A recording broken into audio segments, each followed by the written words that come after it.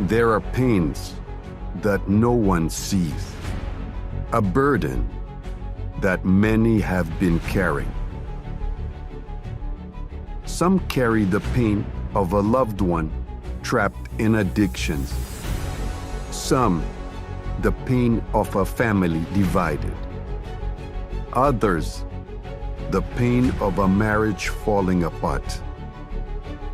The pain of not having work, of unpaid bills, of sleepless nights,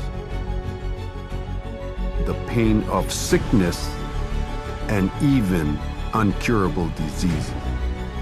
But Jesus carried every one of these pains to the cross. As his word says, and God will wipe away every tear from their eyes. There shall be no more death, nor sorrow, nor crime. There shall be no more pain, for the former things have passed away. This Good Friday, you and your family will bring this pain and place it at the foot of the cross.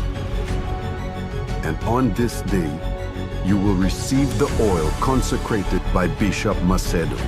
Just as on the day of Pentecost, my Father made this day, this Good Friday, be a Pentecost throughout the world. Wherever there is a meeting, wherever there is this element here, let there be an outpouring, Lord, of the Holy Spirit. Join us Friday, April 3rd, mainly at 9 a.m., but also 12 noon and 3 p.m. at number 37 Great George Street, opposite Jolly's Pharmacy. Call or WhatsApp us now on 614-8885 and reserve your free bottle of oil. This Good Friday, don't carry this pain any longer. Bring it to the foot of the cross. I always saw my mum getting beaten by my dad. It was really to a bad extent where he would pull her hair out. I saw this every day. It was okay for my brothers and sisters, but because I'm the oldest, I saw everything and it affected me the most.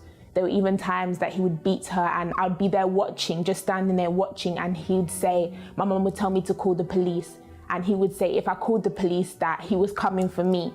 So this really made me hate him, and I developed a really, really bad grudge against him. There was a time that because I wasn't really receiving any love at home, because there was no love, it was just arguments, just fighting between my two parents. So I went looking for it outside with friends. I tried to do whatever I could to please them. I was basically a follower of the crowd, but I wasn't that kind of popular girl, even though I always wanted to be where they were, doing what they were doing, but it was as if they didn't really appreciate me. So I always tried. I tried to give my best. I tried to be somebody I wasn't. And that made me be someone who was two-faced, and I was basically a fake.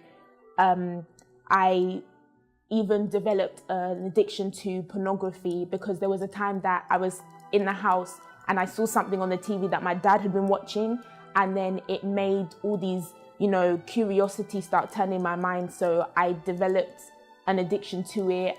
I tried to fulfill, the love that I didn't have, the void that I had inside with that, with friends, with boys as well. There was a point when my parents invited me, they took me basically to the help center, as if I had no choice. They took me there, and I really liked the environment. I liked what the youth were doing, so I stayed. I never left from that day. So I became so tired, and there was a certain message that was spoken, and it really hit me. And I was like, enough is enough. I want to know who God is. I have to know who he is. So I made that decision, and once I'd made that decision, my life was never the same again. I broke away from the friends. I just stopped speaking to them. I didn't tell them a thing because I was always around their houses. I just stopped going, stopped speaking to them. I had nothing to do with them. As I was attending the meetings on Fridays, I was able to quit the addiction to pornography. And one of the hardest things for me to do as well was to forgive my dad. I remember when I was told, you know, you have to forgive. I actually cried at the thought of having to forgive my dad, but I had to do it. Now my life is completely different because of all the things that I did. I was told to do. I had, you know, one-to-ones, and I was given so much good advice. I was going along to the meetings, making chains of prayers on Fridays, on Wednesdays, Sundays, and the messages that they really uplifted me. They really helped me to become the person that you see today that I am now. I'm happier, I'm fulfilled. I no longer have grudges, have a great relationship with my dad. I'm even going to his wedding in 2 weeks' time. So everything has just completely changed. I'm happy and I'm a different person.